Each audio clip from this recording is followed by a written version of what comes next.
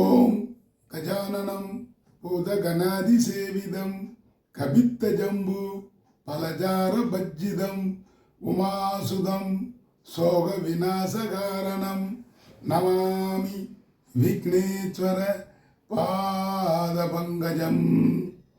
ஓம் காக இத்வஜாய வித்மகே கட்ககஸ்தாய தீமகே தன்னோ மன் பிரச்சோதயாத். ஓம் நீலாஞ்சன ஜமாவாஜம் ரவிபுத்திரம் யமாக்ரஜம் சாயாமர்த்தாண்டம் தம்பூதம் தம் நமாமி சனைச்சரம்.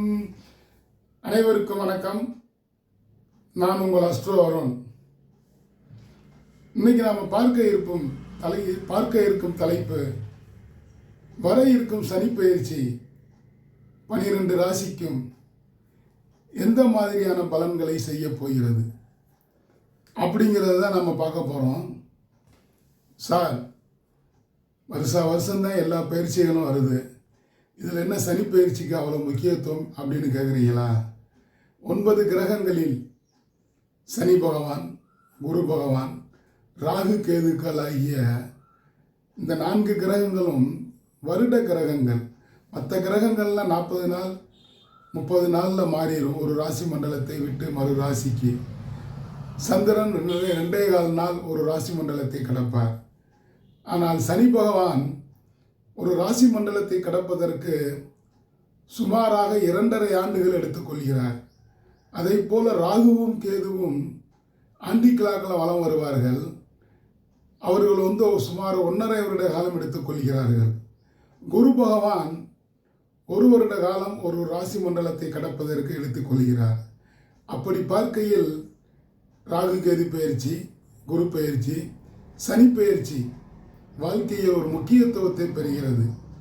இந்த சனி பயிற்சி எப்போ நடக்குது அப்படின்னு பார்த்தீங்கன்னா, நிகழும் மங்களகரமான விசுவாவசு வருடம் மாசி மாதம் 22ஆம் தேதி 6/3/2026 வெள்ளிக்கிழமை காலை மணி 7:56 புரட்டாதி நட்சத்திரம் 4ஆம் பாதத்தில் மீன லக்கணம், மீன ராசிக்கு திருதியை திதி, அமிர்த யோகம், சித்த யோகம், கரணம் பவகரணம், விருத்தி நாம யோகத்தில் கும்பராசியில் இருக்கும் சனி பகவான் மீன ராசிக்கு பயிற்சி ஆகிறார்.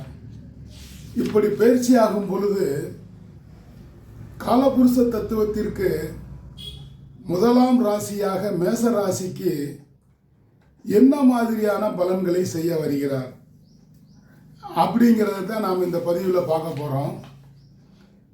இதுவரையில் மேச ராசிக்கு லாபத்தில் இருந்த சனி, இந்த சனி பயிற்சி விரயத்திற்கு வருகிறது. அதாவது சொல்லப்போனால் மேசராசிக்கு 7.5 சனி ஆரம்பம், விரயச்சனியாக வருகிறார். கதிரோன் பிள்ளை என்று சொல்லப்படும் சனி பகவான் மேசராசிக்கு எதிரியாச்சே. அந்த எதிரி எப்படிங்க மேசராசிக்கு நல்லதை செய்வார்? 7.5 சனி வேற ஆரம்பம், எப்படி நல்லதை எதிர்பார்க்க முடியும்? தொல்லைகளைத்தானே கொடுக்க வருவார் அப்படின்னா அதுதான் நிதர்சன உண்மை. விரயத்தை கொடுக்கவே இந்த சனி வருகிறார். அந்த விரயத்தை உங்களுடைய சாமர்த்தியம், சாணக்கியத்தனத்தால் சுப விரயமாக மாற்றிக்கொள்வது உங்கள் கையில் தான் இருக்கு. விரயச்சனி தனஸ்தானத்தை பார்க்கிறார். சனிக்கு 3, 7, 10ஆம் பார்வை அல்லவா? ஆக சனி 3ஆம் பார்வையாக மேச ராசிக்கு 2ஆம் இடம் தனஸ்தானத்தை பார்க்கிறார். பண வரவுகள் கட்டுக்குள் இருக்கும். மேசராசிக்கு 6ஆம் இடமான கன்னிராசியை சனி பார்ப்பது கடன் பிரச்சனை கழுத்தை நெரிக்கும். வாங்கிய கடனை கட்டுவதற்கு அடுத்த இடத்துல வட்டிக்கு வாங்கி இந்த கடனை அடைப்பீங்க, இந்த கடன் அடைக்கிறதுக்கு இன்னொரு இடத்துல கடை வாங்குவீங்க. ஆக கடன் பிரச்சனைகள் அதிகரித்து கொண்டே போகும். புதுசாக கடன் வாங்கிக்கிட்டே இருப்பீங்க. கடன் சுமை அதிகரிக்கும் அப்படின்னே சொல்லிடலாம். அடுத்து பார்த்தீங்கன்னா மருத்துவ செலவுகளும் அதிகமாகும். தன்வந்திரி பகவான் காயத்ரி மந்திரத்தை சொல்லி வர மருத்துவ செலவுகள் கட்டுக்குள் இருக்கும் அப்படின்னே சொல்லிடலாம். யாரிடமும் வீண் அரட்டை, வெட்டி பேச்சு இதெல்லாம் பேசுவதை முழுவதுமாக முற்றிலுமாக தவிர்க்க வேண்டும். வீண் விவாதம் செய்தால் அது விரயங்கள், ஒரு சங்கடங்களில் தான் முடியும் அப்படின்னே சொல்லிடலாம். செய்யும் தொழிலில் போட்டி நிறைய இருக்கும். நீங்கள் ஒரு பூக்கடை போட்டிங்கன்னா எய்த்தாப்படி ஒருத்தர் வேற கடை போடலாம்ல, அந்த அம்மாவும் இல்லை அந்த அவரும் பூக்கடை போட்டு உங்களுக்கு தொல்லையை கொடுப்பார். உங்களுக்கு வரக்கூடிய வருமானத்தை பாதியாக குறைஞ்சி போயிடும். ஆக செய்யும் தொழிலில் போட்டிகள் அதிகமாகும். போட்டிகளை சமாளிக்க போராட வேண்டியிருக்கும். வியாபாரிகள் லாபம் பெற அதிகமாக உழைக்க வேண்டியிருக்கும். முதல் போட்டு எல்லாம் கடையெல்லாம் திறந்து வச்சுருப்பீங்க. ஆனால் அங்கே போனி ஆகணும், லாபம் கிடைக்கணும்ல. வாங்கிய சரக்கு விற்றால் தானே லாபம் கிடைக்கும். அப்படியே இருந்தால் சாயந்தரம் வரைக்கும் அப்படியே இருந்து கடைசியில் நைட்டில் யாராவது ஒருத்தர் மொத்தமாக வாங்கிட்டு போவார். ஆக அந்த லாபம் பெறுவதற்கு அதிக நேரம் உழைக்க வேண்டி இருக்கும். மேசராசிக்கு 9ஆம் இடமான பாக்கியஸ்தானத்தை சனி 10ஆம் பார்வையாக பார்க்கிறார். மேசராசிக்கு 9ஆம் இடம் என்ன? தனுசு ராசி. சனி பகவான் மீனத்திலிருந்து தனது 10ஆம் பார்வையாக மேசராசிக்கு 9ஆம் இடத்தை பார்க்கிறார். 9ஆம் இடம் என்பது பாக்கியஸ்தானம். அப்போ உங்களுக்கு கிடைக்கக்கூடிய பாக்கியத்தை பூரா சனி பகவான் விரயச்சனியாக இருப்பதால் தடுத்து நிறுத்திடுவார். சனி பகவான் காயத்ரி மந்திரம், சனி பகவானுக்கு உரிய பரிகாரங்களை செய்தால் பண வரவு கொஞ்சம் வந்துக்கிட்டு இருக்கும். அடுத்து பார்த்தீங்கன்னா குரு வேற 7ஆம் பார்வையாக 9ஆம் இடத்தை பார்க்குறார். குரு பார்க்க கோடி தோஷங்கள் நீங்கும் என்றாலும் குரு பார்வை சற்று ஆறுதலை கொடுக்கும். ராகு வேற பார்த்தீங்கன்னா கும்பத்தில் உட்காந்துருக்கிறார். ஆண்டி கிளாக்கில் 11ஆம் பார்வையாக மேசராசியை பார்க்கிறார். கும்பராகு கொட்டி கொடுக்க வேண்டும். அங்கே சனியின் வீட்டில் அல்லவா இருந்து பார்க்கிறார். ராகுவை போல் கொடுப்பான் இல்லைங்கிறாங்க. அப்போ ராகு உங்கள் ராசியை, மேசராசியை ஆண்டி கிளாக்கில் 11ஆம் பார்வையாக பார்ப்பது சற்று ஆறுதலான விஷயம். ஏன்னா ராகு கொடுக்கக்கூடியவர் அல்லவா. ஆக ராகுக்கு பிரீதி என்று சொல்லக்கூடிய, அதாவது உளுந்தினால் ஆன பதார்த்தங்களை செய்து தானமாக கொடுங்கள். உளுந்து வடை வாங்கி ஆஞ்சநேயருக்கு வடமாலை சாத்துங்க.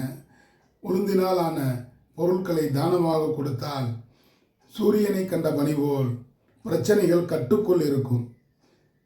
ராகு, கும்பராகு உங்கள் ராசியை பார்க்கிறார். மேசராசிக்காரர்கள் செவ்வாயும் ராகுவும் பலமாக இருந்தால் ஒரு சிலர் வேலை விஷயமாக வெளிநாடு செல்வார்கள். ஒரு 45-50 வயசு மேலே இருக்கிறவங்க, பேரம்பேத்தியெல்லாம் எடுத்தவங்க யாத்திரி, அதாவது இறைப்பயணம், யாத்திரிகர் அப்படிங்கிற மாதிரி அந்த யாத்திரிகம் செல்வீர்கள் அப்படின்னே சொல்லிடலாம். கோவில் குளமாக வந்து ஒரு தம்பதி சகிதமாக போய்கிட்டே இருப்பீங்க. ஒரு சிலர் வெளிநாடு செல்லலாம், ஒரு சிலர் காசி ராமேஸ்வரம் என்று இறைவனை நாடி செல்வீர்கள். உங்களுடைய மனம் இறையை நாடி செல்லும். ஏழரை சனி உங்களுக்கு வருவதால் உங்களுக்கு ஜாதகமான சூழ்நிலை உருவாகுமா அப்படின்னா எதிலும் ஜாதகமற்ற சூழ்நிலையே உருவாகும். அந்த ஜாதகமற்ற சூழ்நிலையை சாதகமாக மாற்றிக்கொள்வது உங்களுடைய சாணக்கியத்தனம், சாமர்த்தியம். மேசராசிக்காரர்கள் புதிய முயற்சிகளில் ஈடுபடுவது, ஒரு புதிதாக ஏதேனும் தொழில் தொடங்குவது, இதையெல்லாம் சற்று தள்ளி போட வேண்டும். ஏனென்றால் குரு உங்களுக்கு 3ஆம் இடத்தில் இருக்கிறார். அவர் 4ஆம் இடமான 22/5/2026 கேந்திரத்திற்கு செல்கிறார். மேசராசிக்கு பாக்கியாதிபதி, விரையாதிபதி குரு சந்திரன் வீடுக்கு செல்லும் பொழுது சற்று ஆறுதலான விஷயம். இந்த சனிப்பெயர்ச்சி உங்களுக்கு சற்று சறுக்கல்களையே கொடுக்கும், சங்கடங்களை கொடுக்கும். சனி பகவானுக்கு உரிய பரிகாரம் செய்வதன் மூலம் சறுக்கல்களில் இருந்து மீளலாம், சங்கடத்தில் இருந்து தப்பிக்கலாம். ஆக சனி பகவான் காயத்ரி மந்திரத்தை சொல்லிட்டு வரலாம். எள்ளினால் ஆன பதார்த்தங்களை செய்து தானமாக கொடுக்கலாம். தில ஹோமம் தில தானம்ங்கிறாங்க. திலம் என்றால் எள். ஆக அந்த எள்ளு ஒருவருக்கு கொடுக்கும் பொழுது ஒருத்தர் முகத்தை ஒருத்தர் பார்க்கக்கூடாது அப்படிங்கிறாங்க. பார்க்காமல் கொடுக்க வேண்டும். எள் தானம், தில தானம், தில ஹோமம் செய்தால், தில தானம் செய்தால் யாரும் நேரடியாக வாங்க மாட்டாங்க. ஆக சனி பகவானுக்கு அந்த அவர் பாதத்தில் கொண்டு, சனி பகவான் நவக்கிரகங்களிலே மேற்கு நோக்கி காக வாகனத்திலே இருப்பார். அவருக்கு எள்ளினால் செய்த பதார்த்தங்கள், எண்ணெய் அபிஷேகம், தைல அபிஷேகம் செய்து அவரை கொஞ்சம் குளிர்வித்தீர்களானால் மேசராசிக்காரர்கள் சங்கடங்களிலிருந்து தப்பித்து மேன்மை அடையலாம் என கோரிக்கொண்டு, இந்த பதிவு உங்களுக்கு பிடிச்சிருந்தா சப்ஸ்கிரைப் பண்ணுங்கள், லைக் பண்ணுங்கள், மறந்துடாமல் பெல் ஐக்கானை கிளிக் பண்ணுங்கள். இதுவரையில் பெல் ஐக்கானை கிளிக் பண்ணாமல் இருந்தால் பெல் ஐக்கானை கிளிக் பண்ணால் நான் பதிவிடும் அடுத்தடுத்த வீடியோக்கள் உங்களை தானாக வந்தடையும் என கோரிக்கொண்டு, இந்த நாள் இனிய நாளாக இருந்ததற்கு இறைவனுக்கு நன்றி கூறி, நாளைய பொழுது நல்லதாக விடியட்டும் என கூறிக்கொண்டு உங்களிடமிருந்து விடைபெறுபவர் உங்கள் அஸ்தோரும். நன்றி, வணக்கம். வாழிய வளமுடன்.